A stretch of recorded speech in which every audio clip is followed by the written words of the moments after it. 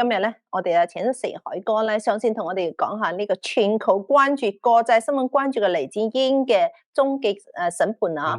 咁而家即係等咗5年啊，咁終於等到黎智英先生呢個判決有個結果啊！先講講呢個大家所知、所關心嘅嘢。我諗黎智英今日被判有罪嘅話咧，我諗全世界咧係唔會有人感到意外，即係。但係個問題就話，佢係咪真係罪有應得咧？就係一個見仁見智嘅事情啦。咁點解咁講咧？你如果長期有研究中共嗰個歷史發展啊，咁樣你要知道，而家黎智英佢係一個叫做一個箭靶。即係喺共產黨嘅鬥爭角度嚟講，佢係一個箭靶，已經係一個箭靶，叫做話，即係你喺國內知道叫做抓定線啊，捉典型。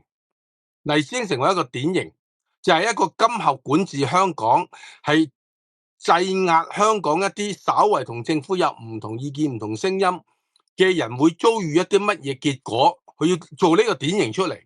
所以由始至終啊，珍姐，你冇聽石哥講過咧？就聽我節目講過好多次噶。我係對黎智英先生獲得釋放咧，係完全抱悲觀嘅。包括好多人講我係唔係啊？佢話 Donald Trump 有同阿習近平要求釋放黎智英啊？點乜，咁我都話搖頭啊！我話最主要咧，佢係牽涉到一個顏面嘅問題。習主席嘅顏面，香港特首嘅顏面，佢唔可以喺呢一刻話放嘅話咧，咁即係話係咪話俾？頭先我講過，係咪話俾一啲以後對香港政府稍有不滿嘅人唔驚啊，就算俾人拉錯去嘅話咧，你只要有外國勢力同我哋老大出句聲咧就放呢樣嘢，喺共產黨係冇可能發生嘅事。大家真係要好現實面對呢樣嘢。第二咧就係話，我好清楚記得，又係5年前，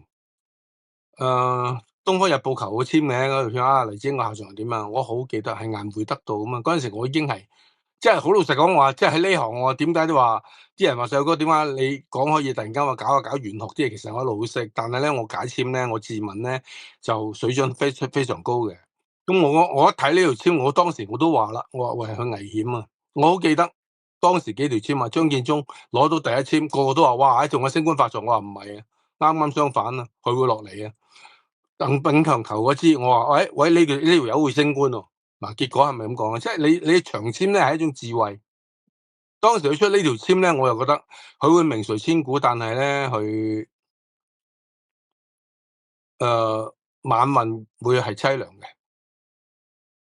嗱，所以你基本上呢次判刑就一定係中你噶啦。就係而家全世界等緊係邊樣嘢咧？唔該，你嗰個800頁嘅判詞。